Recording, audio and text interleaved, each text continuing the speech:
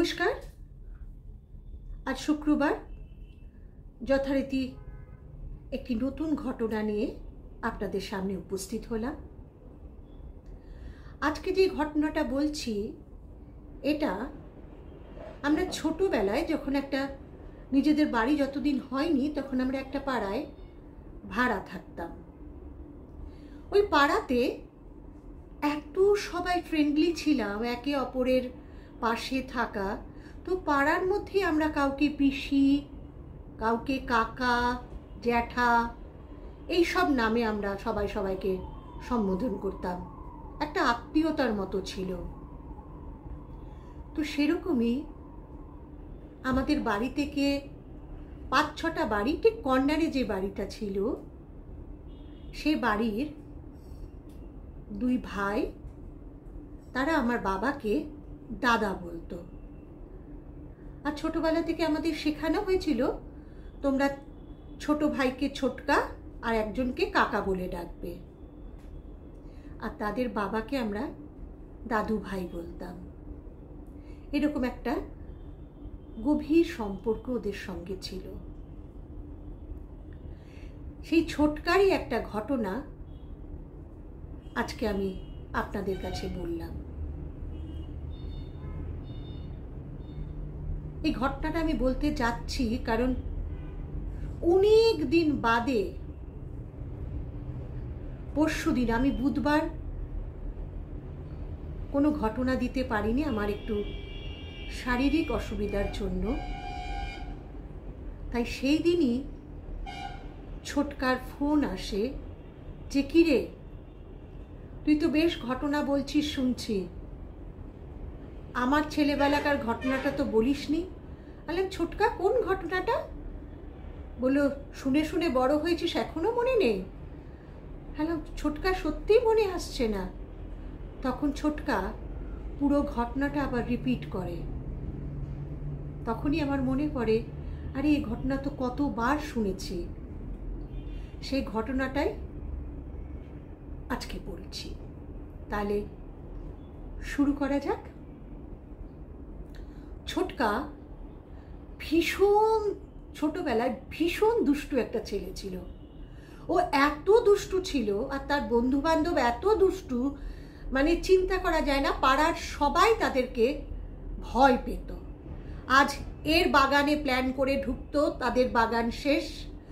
ওই কার বাগানে কুল হয়েছে, কার বাগানে পেয়ারা হয়েছে, কার বাগানে আম হয়েছে, ছোটকা এবং ছোটকার দলবল এক একটা টার্গেট নিত। আজকে এর বাড়ি শেষ করব, কালকে ওর বাড়ি শেষ করব, এই করে চলতো। এমনকি পাড়ার মধ্যে কিছু হচ্ছে, কারোর সঙ্গে কথা কাটাকাটি মারামারি, তার মধ্যে ছোটকা। আবার রাতেবেলা ওদের একসঙ্গে বসে গল্প। সে গল্প কেমন জানেন? এখনের বাচ্চারা বুঝবে না। সে গল্প হচ্ছে আমাদের খুব লোডশেডিং হতো তখন। আর লোডশেডিং হলে সব বাড়ির যারা বাচ্চারা পড়াশোনা করতো সব সেখানেই স্টপ। আমরা আবার বাড়ির বাইরে বেরিয়ে আসতাম, গল্প খেলা খেলি, দৌড়াদৌড়ি করছে, আবার যেই কারেন্ট আসতো আবার দৌড় পড়তে বসা, এরকম একটা ব্যাপার ছিল। তো যখনই লোডশেডিং হতো ছোটকা দেখতাম এক তো বাচ্চা টাচ্চা নিয়ে বসে গল্প শুরু করে দিল। ছোটকা অনেক ছোট ছিল আমার বাবার থেকে, তখন অনেক ছোট। আমার বাবাকে দাদা বলতো বলে ওকে হয়তো ছোটকা বলতাম, না হলে ছোটকা অনেকই ছোট ছিল। তো এরকম একটা মানে যাকে বলে একটা দুরন্ত ছেলে ছিল। কিন্তু ছোটকার একটাই জিনিস ছিল, পড়াশোনা করতে চাইতো না। দাদু ভাই এত রেগে যেত ওর উপরে। তার আরেকটা ভাই ছিল, সে পড়াশোনা করতো, অনেক শান্ত ছিল। ছোটকাকে অনেক মানে বকাবকি করে একটা মাস্টারমশাই দেওয়া হয়েছিল ছোটকার পড়ানোর জন্য। সে মাস্টারমশাই গ্রামের বাড়িতে থাকতেন, আর আমাদের ওখানে একটা মেসে তিনি থেকে চাকরি করতেন। আর সন্ধেবেলায় উনি এরকম 2-4টা ছেলে মেয়ে তাদেরকে পড়াতেন। তো ছোটকার পড়াশোনার দায়িত্ব, খালি পড়াশোনা মানে ছোটকার খালি অঙ্কটা সেই মাস্টারমশাই দেখতেন। ছোটকা বলল যে ছোটকার হাফ ইয়ারলি পরীক্ষা হয়ে গেছে। ছোটকা সব বিষয়ে ওই 40-এ পাস, 40, 41, 42 এরকম নাম্বার পেয়েছে, আর অঙ্কেতে 14। আর তার আগে সেই ক্লাসে ছোটকা, এটা 9-এর ঘটনা, ছোটকা একবার ফেলও করেছে। মানে এই নিয়ে ছোটকা 2বার ক্লাস 9-এ পড়ছে। এইবার যদি ফেল করে তাহলে ছোটকা স্কুল থেকে টিসি পাবে।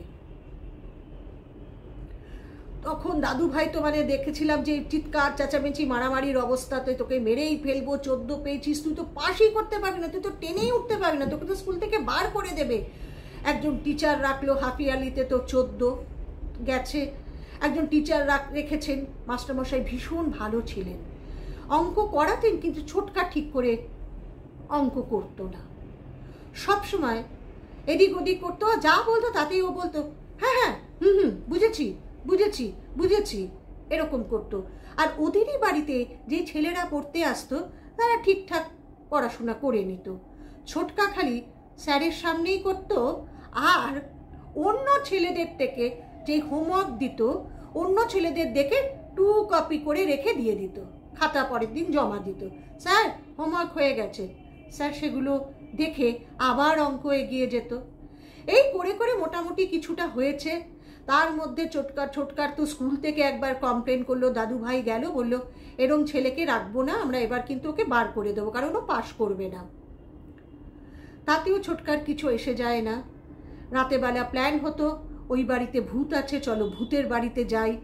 এর বাড়ি ঢুকে যাচ্ছে, কার পুরানো বাড়িতে গেছিল, পুরানো বাড়িতে রাতেবেলা ভূত দেখবে বলে সেখানের ব্যালকনি ভেঙে নিচে পড়ে এক হাতে ব্যান্ডেজ করে ঘরে ঢোকে। এরকম ছোটকার ঘটনা। যেই ঘটনাটা আমি বলছি, ঠিক ছোটকার পরীক্ষার 15 দিন আগে থেকে ছোটকার মাস্টারমশাই আসা বন্ধ করে দিল।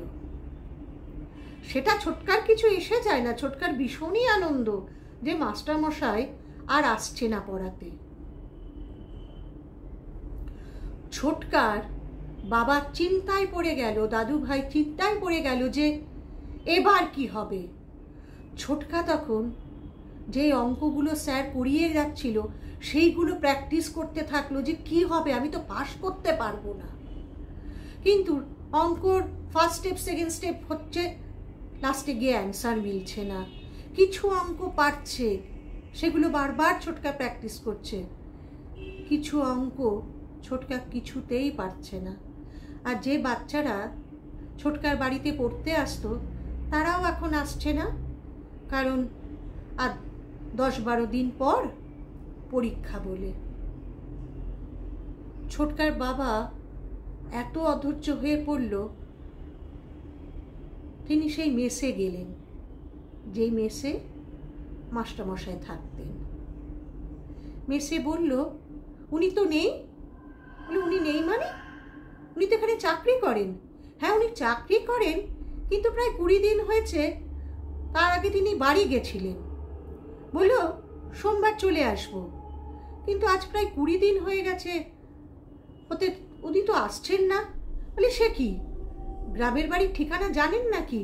বলে না তো, গ্রামের বাড়ির ঠিকানা তো জানি না আমরা। তখন অত খোঁজ খবর রাখা হতো না, মানুষ কোথায় থাকে না থাকে তার আধার তার এই কিছু না। এসে মেস বাড়ি চাইলে বা ঘর ভাড়া চাইলে এমনি ভাড়া পেত। তাই গ্রামের বাড়ির কোনো ঠিকানা দাদু ভাই পেল না।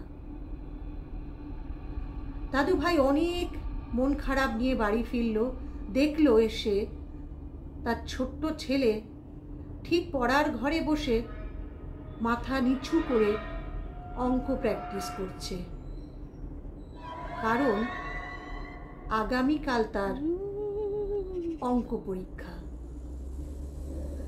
বললো কিরে আজকে তোর কোনো পরীক্ষা নেই, তুই ঘরে? বললো বাবা আজ তো আমার ছুটি, কারণ কাল অঙ্ক পরীক্ষা, তাই কিছু পারবি? বলছে বাবা করছি তো। বলে লোকে তো 20 দিন আগে থেকে টিউশনই আসে না, তারা নিজেরা প্র্যাকটিস করে। আর আমার এখন যেতে হচ্ছে কোথায় টিচার থাকে তার বাড়িতে খোঁজ খবর নিতে। আগে থেকে কেন তৈরি থাকিস রে, এবার তো বার করে দেবে তোকে। কি হবে, কোনো স্কুল ক্লাস 9-এ তোকে ভর্তি নেবে না। ছোটকা কোনো কথা বলে না, মাথা নিচু করে নিজের অঙ্ক করতে থাকে। সারা দিন যেগুলো পারছিল প্র্যাকটিস করে করে কোনো একটা জায়গায় ছোটকা দাঁড়িয়েছে। রাতে বেলা খেয়ে দিয়ে আবার রাত 10টা থেকে অঙ্ক নিয়ে বসেছে, কারণ সম্পাদ্য উপবাদ্য এগুলো থাকে ক্লাস 9-10-এ। যদি ওগুলোও মুখস্থ করে যেতে পারি তাহলে মোটামুটি পাশ করে যাব, বা কিছু নাম্বার তো পাবো। এইভাবে ছোটকা আপ্রাণ চেষ্টা করছে।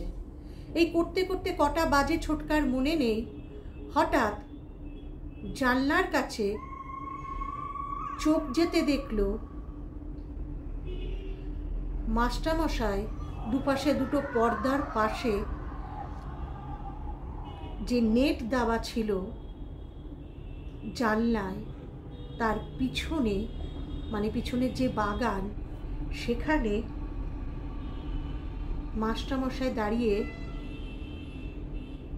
ওর দিকে তাকিয়ে আছে।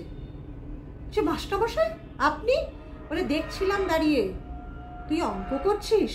বলে মাস্টারমশাই আপনি আমাকে গভীর জলে ফেলে চলে গেছেন, সারা বছর প্র্যাকটিস করিসনি। বলছে মাস্টারমশাই কি করবো, আমি তো কিছু বুঝতে পারছি না, আমি তো কিছু পারবো না মাস্টারমশাই। বললো আমি কিছু দাগ দিচ্ছি, ওটা দাগিয়ে নে, যেগুলো বলছি সেগুলো দাগিয়ে নে, দেখ এরম ধরনের অঙ্ক না আসতে পারে। বলে মাস্টারমশাই আপনার কি কথা বলতে কষ্ট হচ্ছে, জল খাবেন, আপনি ভেতরে আসছেন না কেন? বলছে না রে, তুই তাড়াতাড়ি দাগগুলো দিয়ে দে বইয়ে, আমি যাবো রে। বললো হ্যাঁ বলুন মাস্টারমশাই। বলল পাতাটা খোল। বলে 29 নাম্বার পাতা, 34 নাম্বার পাতা, এই পাতার নাম্বার আমি কেন বলতে পারছি, কারণ পরশুদিন ছোটকা ফোন করে এই নাম্বারগুলো বলেছে। 44 নাম্বার পাতা, 103, 108। এই পাতার যেই অঙ্ক ক খ এরম করে তিনি বলেছেন নাকি, সেগুলো টিকতে।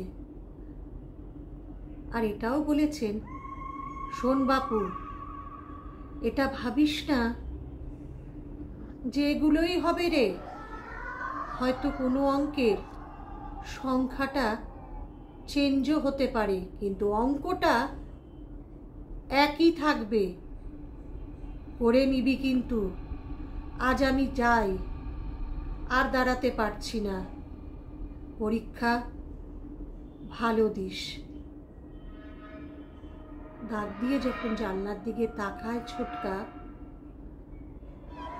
কেউ দাঁড়িয়ে নেই। ভাবলো বোধহয় সত্যি মাস্টারমশাই এসেছিল, অনেক এক্সপিরিয়েন্স আছে তো, তাই পাতার নাম্বারগুলো বলে অঙ্ক দিয়ে চলে গেল। এতটা ছোটকা তখন অঙ্কের মধ্যে ঢুকেছিল যে বুঝলো না তখন রাত 2টো বাজে। যেই মানুষটা এতদিন অনুপস্থিত, সে মানুষটা রাত 2টোর সময় কি করে জানলার কাছে এলো, বাগান পেরিয়ে, বা তোমাকে অঙ্কগুলো কি করে বলে দিচ্ছে এতদিন তিনি না এসে। ছোটকার মনে হলো মাস্টারমশাই এসেছিল, দেখিয়ে দিয়ে চলে গেছে। পরের দিন ছোটকা যথারীতি পরীক্ষা দিতে যায়। তার 6খানা অঙ্ক হুবাহু লেগে যায়, আর কিছু 2-3টে অঙ্ক সত্যি কিছু নাম্বার এদিক ওদিক ছিল, কিন্তু মাস্টারমশাই বলে দিয়েছিল না অঙ্কটা একই থাকবে, নাম্বারটা হয়তো চেঞ্জ হবে। তাই ও সুন্দরভাবে সেই অঙ্কগুলো করে এসেছিল। এসে বাবাকে বলল, বাবা অঙ্ক ভালো দিয়েছি, পাশ করে যাব। কালকে রাতেবেলা মাস্টারমশাই এসে সব দেখিয়ে দিয়ে গেল না। বললো, কালকে মাস্টারমশাই এসছিল? বলছে, হ্যাঁ, রাতেবেলা এসে দেখিয়ে দিয়ে গেল তো। বললো, দরজা খুললি কি করে? চাবি তো আমার কাছে। দরজা কেন খুলবো, জানলায় দাঁড়িয়ে দাঁড়িয়ে সব বলে দিয়ে চলে গেল, অঙ্ক টঙ্ক বলে দিল, দেখিয়ে দিল, আমাকে সব কিছু করে চলে গেল। বলে, বাবা এ তো সাংঘাতিক মাস্টারমশাই রে, রাতেবেলা এসে জানলায় দাঁড়িয়ে বলে চলে গেল। এখনকার মতো এরকম নয় যে জানলায় কেউ দাঁড়াচ্ছে, বাগানে কেউ আসছে, কে কি বলছে। আমাদের সময় এরকম জানলায় দাঁড়িয়েও বন্ধু বান্ধব কথা বলে পালিয়ে যেত।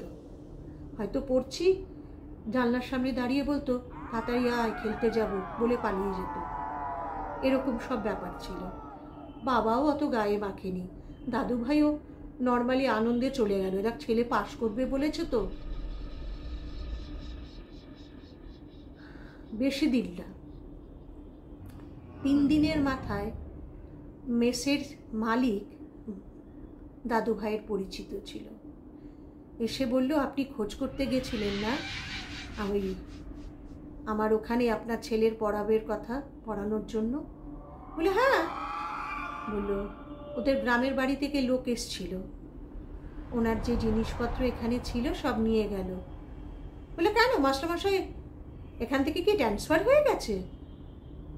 বলল, না না, ওই যে 20 দিনের বললাম না আগে চলে গেছিলেন, উনি তো গ্রামের বাড়ি পৌঁছেই 2 দিনের জ্বরে মারা গেছেন। বলে, কি বলো? বলে, হ্যাঁ, তাদের বাড়ির লোক এসেছিল, তার ভাই এসে সব জিনিসপত্র নিয়ে গেল, বলে গেল আর শ্রাদ্ধের নেমন্তন্নও করলো, কিন্তু তাদের আসতে যেতে এত সময় হয়ে গেছিল যে শ্রাদ্ধের দিনও পেরিয়ে গেছিল। তাও কার্ডটা আমায় দিল, দিয়ে বলল, আপনার জন্য কার্ডটা রেখেছিলাম কিন্তু সময় মতো আসতে পারিনি, এই কার্ডে আমাদের ঠিকানা সব কিছু আছে, যদি যান ওই গ্রামে তাহলে আসবেন বলে সে কার্ডটা বাবাকে দেখালো। তার বাবা তক্ষুনি ছোটকার নাম ধরে চিৎকার করল। ছোটকা হুড়মুড় করে এসে বলল, কি বাবা? বলল, তোর স্যার তো প্রায় 20 দিন হয়েছে মারা গেছে, তার শ্রাদ্ধ সব কিছু হয়েও গেছে, তুই কি করে স্যারকে দেখলি আর কি করে বুঝলি যে তোর স্যার তোকে অঙ্কের নাম্বারগুলো বলে গেছিল? কি বলছো বাবা? স্যার সামনে দাঁড়ালো, পাতা উল্টাতে বললো, এই এই পাতাগুলো বললো। কে বলবে? আমার সামনে স্যার দাঁড়িয়ে কথা বললে স্যার। কিন্তু স্যারের শরীরটা একটু খারাপ মনে হচ্ছিল বাবা, স্যারের কথাগুলো যেন খুব টেনে টেনে বলছিল। স্যারই তো সব বলে দিয়ে গেল, কি বলো না বাবা। দাদু ভাইয়ের আর বুঝতে অসুবিধা হয়নি, বলল, তুই যা।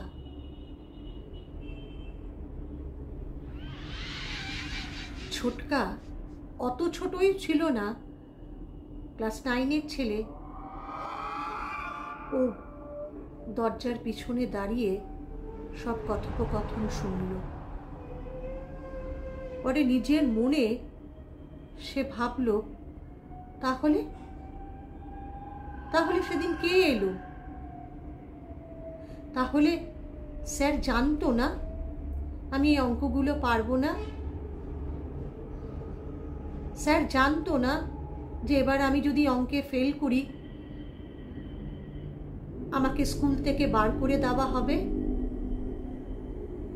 আর স্যার জানতো স্যারের উপর আমি কতটা নির্ভরশীল ছিলাম, কারণ আমার কষ্টের কথা আমি স্যারকে বলতাম যে স্যার আমি অঙ্ক পারি না স্যার, ভাগ্যিস তুমি এসেছিলে তাই যাও একটু পারছি।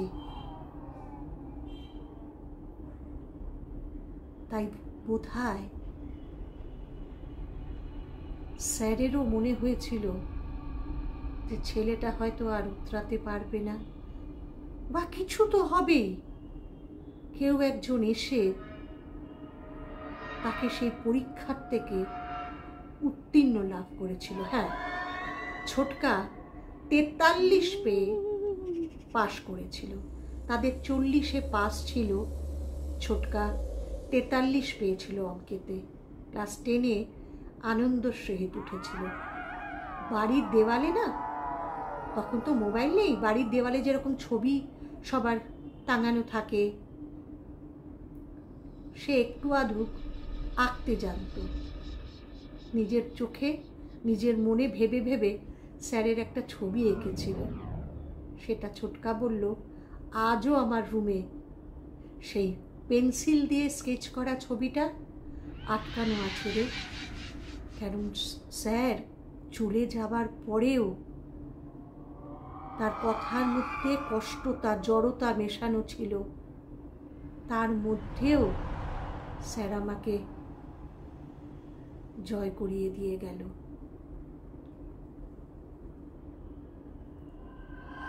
তাই এসব মুহূর্তগুলোকে, তাই এসব ঘটনাগুলোকে অবিশ্বাস করা যায় না। কোনো রহস্য এর মধ্যে লুকিয়ে আছে।